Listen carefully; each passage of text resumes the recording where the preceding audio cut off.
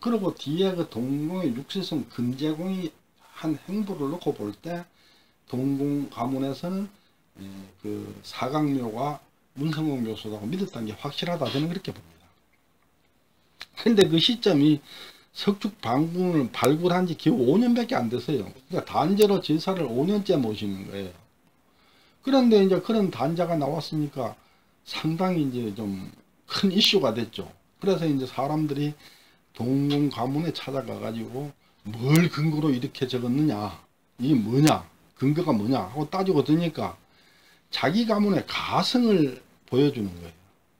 근데 그 가성이 언제 만든 거냐면 만력 정사년에 만들었어요. 그러니까 1617년 광해 9년에 만든 거예요. 그러니까 그 사건이 난 때로부터 한 약 185년, 얼추 200년 가까이 된 공문서죠. 그리고 그때까지는 가장 권위 있는 문서가, 책이 그 강희보 초성 1권인데 이게 초성 1권보다 70년이나 먼저 만들어진 거예요. 그러니까 이게 이제 말하자면 이제 석축 방분이 문성공 묘소라고 믿는 사람들 입장에서는 확실한 물증을 찾은 거죠. 그러니까 1803년 3월 3일 이제 제단에서 시향을 지내려고 시향을 차려서 이제 제사를 지내려고 하는데, 이 사람들이 와가지고 뭐냐면 석축 방분 저게 문성공 묘소인데 딱 그 가성을 보여주면서 이렇게 물증이 있는데 왜 제사를 묘소에서 안 지고 제단에서 지내냐. 그러면 이제 제상을 들고 묘소로 가버리니까 그 제사를 주관하던 지식인들은 명문도 모른 채 물증이 있으니까 갑자기 뭐 항의도 못하고 손쓸 겨를도 없이 제사상을 따라가서 석축 방문해서 다시 이제 제사를 지낸 거예요. 얼떨결에. 그렇게 제사를 모신 게 1803년, 4년, 5년, 3년간을 그렇게 제사를 묘소에서 모셨어요. 근데 지식인들하고 가만 보고 있지는 않겠죠. 그걸 놓고 3년 동안 연구를 하고 막 토의를 해서 최종 결과가 나왔는데, 그러니까 1805년이죠. 5년의 결과에 나오기를 어느 한 가문에서 개인적으로 적어놓은 기록, 이걸 근거라고 해가지고 의문을 다 해소되지 않는다. 그 사람들이 잘 모르고 적었을 수도 있다, 이런 얘기죠. 그래가지고 문성공 대종이가 다시 계를 해가지고 1806년부터 다시 제단에서 제사를 모시기 시작했어요. 그래가지고 1805년부터 1855년까지 약 50년간 제단에서 이제 다시 제사를 모시고, 그 묘소는 다시 도로 이제 의총이 된 거죠. 1864년 고종 1년에 간행된 동치보 서문에 적혀있기를 종인 한 사람이 개인적으로 기록한 글 중에 참의공 묘소는 문성공 묘소 서쪽 위에 있다 라고 한 것을 근거라고 주장하고 있지만, 예전에 종중 원로들이 회의를 거쳐서 종인 한 사람이 기록한 개인적 기록만 가지고는 의문을 해소할 수 없다 라고 이미 결론을 낸 것을 후세 사람이 어찌 그것을 근거로 문성공 묘소라고 주장할 수 있겠는가. 그런데 이제 50년 뒤에 그 묘제 단제 사건이 생겼을 때, 1855년 철종 6년에 이제 그 묘제 단제 사건이 생겼을 때 그 핵심 역할을 담당한 분이 대호궁 공파 교도궁 이남파 18세 오암공 최남복이라는 분이에요. 그분 묘소가 죽전리 분토동 동네 저 건너편에, 그러니까 문성공 묘소에서 건너편에 있어요. 건너편 그 언덕에 있어요.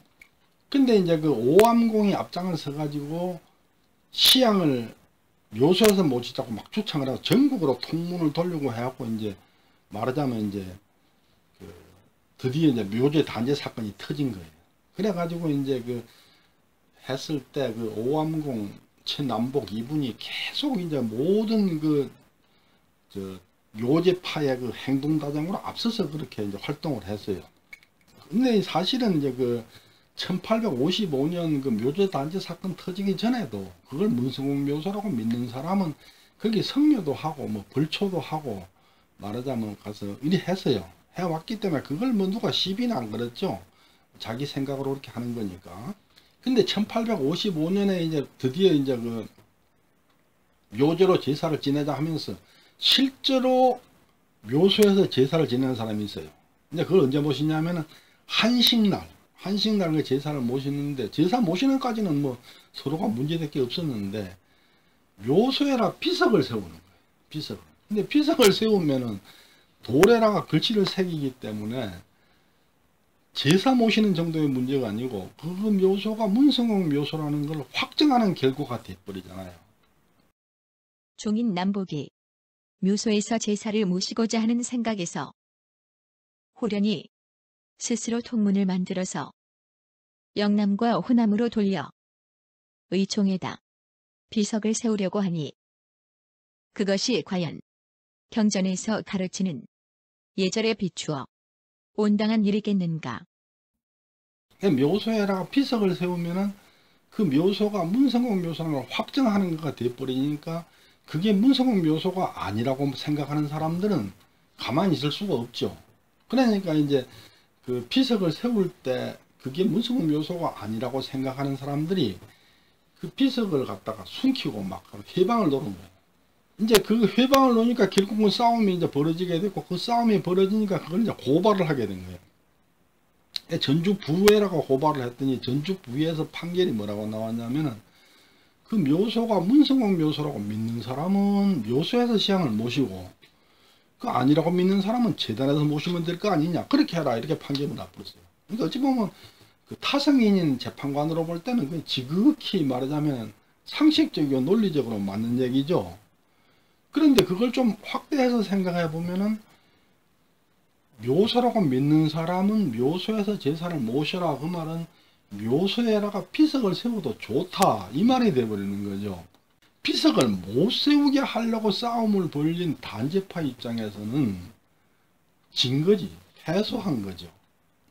그런데 이제 그 패소했다고 가만히 있을 사람들이 아니에요. 왜냐, 단체파는 이게 노론인데 그 당시에 서울에는 노론이 정권을 꽉 잡고 있었어요. 단체파에서 서울 예조회라 고발을 했어요. 서울에서는 노론이 정권을 잡고 있으니까 당연히 그 비석 빼라, 이렇게 이제 판결이 나는 거죠. 근데 판결이 거기만 나는 게 아니고 묘제한다고 비석 세우는 사람들 잡아다가 막 곤장을 패고 막 곤욕을 시게 줘요. 그리고 그 전주에서 그 재판한 사람들, 당신들은 뭐 어떻게 엉터리로 재판하고 사건을 이리 만드냐고 막 중앙조정에서 말하자면 이제 전주부에는 막 내려오는 거예요. 묘제파 사람들이 전주를 떠나서 다른데, 말 옆에 그 어디니까 저기 금산 막 이런 데 가서 또 막 재판을 벌려. 자기 친한 사람이 있는 데 가서. 이렇게 하다 보니까 이게 뭐냐면 결국은 묘제 단체 사건이 가문 안에서 싸움이 남인하고 소론이 합쳐지고 노론하고 사이에 당파 싸움으로 연결이 된 거예요. 그러니까 남인이나 소론이 있는 그 군이나 현, 뭐 부, 여기서 재판을 해가지고는 묘제파가 이기고, 또 이제 노론이 뭘로 있는 수령으로 있는 동네에서는 또 단체파가 이렇게 당파 싸움으로 확대가 돼버린 거예요. 이게 집안 싸움이 결국 당파 싸움이 된 거예요. 그러다 보니까 이제 막 특히 이제 그때는 이제 노론이 워낙 셌기 때문에 소론들이 못 이기지. 그래갖고 이제 막 잡혀가서 곤욕을 치러 곤장도 맞고 뭐 그 전주소망경이나 남원 뭐 운봉 막 백골사 가서 다 막 곤장을 맞고 막 그래요. 막 이 칼을 채워가지고 막 끌고 다니고 막 그랬어요. 그렇게 곤욕을 치르니까 묘제파의 그 강정파들이 보복을 하는데 1856년 철종 7년에 시조 문성공 재단을 훼손을 해버렸어요. 그 묘제파 강경파들이 보복으로 문성공 재단을 훼손을 해버리니까 드디어 종중은 돌아올 수 있는 다리를 건너버린 거예요. 그걸 훼손 안 했으면 좀 더 싸우다 말았을지 모르겠는데, 어찌 될지 모르죠. 역사는 만약이 없으니까. 결국은 이제 1857년에 가가지고 알렘사 공파 남인이죠. 거기하고 대군공파 소론, 이 사람들은 묘조파로 나눠지고, 판사공파하고 중량공파는 단제파로 이렇게 나눠진 거예요. 단제파는 음력 3월 3일날 제사를 모시고 묘제파는 석축 방분해서 한식날 제사를 150년간 그렇게 지속을 해온 거죠. 원래 무주에 있는 판사공파는 아주 골수 노론이에요. 영조 때 1728년에 이인자가 반란을 일으켰어요. 이인자가. 반란을 일으켰을 때 무주 판사공파의 19세 규포공 최복래라는 사람이 의병을 일으켜 가지고 경상도에서 올라오는 남인 정희랑의 반란군을 토벌을 했어요. 의병을 일으켜갖고. 그 정도로 무주 판사공파는 강경한 노론이었어요. 그러니까 이제 판사공파하고 중랑정공파 이 노론이 단죄파가 됐었는데, 일제시대에 태구종중, 판사공파 태구종중이 이제 묘제에 참여를 했어요. 그러면서부터 이제 무주파에서는 별로 활동을 안 하고, 그러다 보니까 이제 결국은 판사공파까지 묘제파가 된 거죠. 처음에는 판사공파는 묘제파가 아니고 단죄파였어요. 그랬다가 이제 뒤에 이제 2006년에 와서 이제 화동을 해서 지금 이제 합쳐졌죠. 오늘은 이 묘제 단죄 사건 얘기를 하기 위한 게 아니니까 자세한 이야기는 훗날 역사를 할 때, 정치 역사할 때 다루기로 하고 이제 본론으로 돌아와서 금제공 얘기를 하겠습니다. 그러니까 금제공 가문은 단죄파죠. 중랑장공파니까 단죄파에 속하는데도 그 석축 방분이 문성공 묘소라고 믿고 있었던 것 같아요. 그런데 그게 문제가 아니고, 금제공이 석축 방분, 즉 시조 문성공 묘소 옆에 지금도 하얗게 하얀 비석이 있죠. 문성공 신도비. 이 신도비를 세울 때 비문을 금제공이 썼어요. 그러니까 단체파에서 볼 때는 완전 배신자지. 그뿐만 아니고 오암공, 아까 최남복 그분의 행장을 지었어요. 그러니까 단체파 입장에서 볼 때 문성공 신도비 글씨를 쓰고 원수처럼 생각하는 묘제파 핵심 주동인물 오암공 최남복의 행장을 짓고 하니까 말하자면 가문에서는 배신자죠. 문성공 신도비에 적혀있기를 후손 병심 삼가 적음.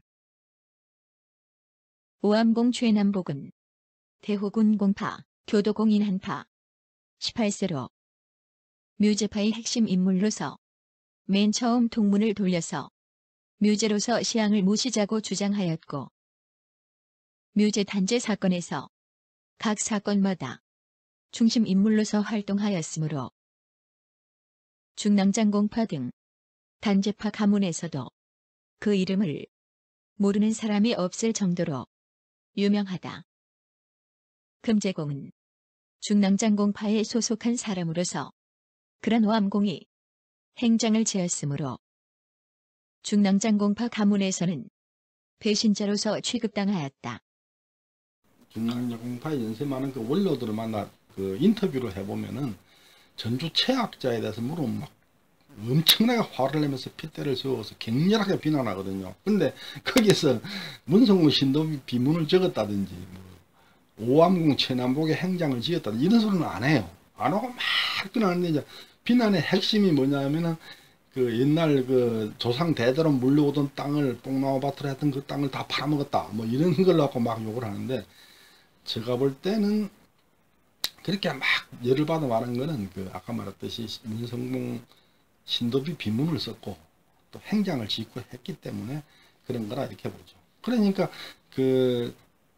금제공 비에 채자를 파버린 게 제가 볼 때는 중랑장공파, 그러니까 묘제파의 어떤 누군가가 한 거 아니냐, 그게 합리적인 의심 아니겠습니까? 제 생각은 그렇습니다. 다음에는 문성공계 중랑장공파, 송해공파의 파죠. 송해공 최광지의 문과급제 합격증 홍패, 그 홍패를 가지고 제가 설명드리겠습니다. 그 홍패는 고려시대 발행된 거니까 굉장히 희귀해요. 그 홍패가 발견됐을 때 뉴스에까지 나왔어요. 발견된 게 아니고 원래 발견된 집안에 있는데 그 집안에서 그걸 한국학중앙연구원에 기증을 했을 때 그때 뉴스에까지 나올 정도로 유명한 거예요. 그래서 송해공 홍패를 얘기를 하면서 송해공하고 그 홍패는 안 전해오지만 같은 날 문과급제를 한 동생 송파공 최직지 그 두 분에 대해서 살펴보도록 하겠습니다. 경청해 주셔서 감사합니다.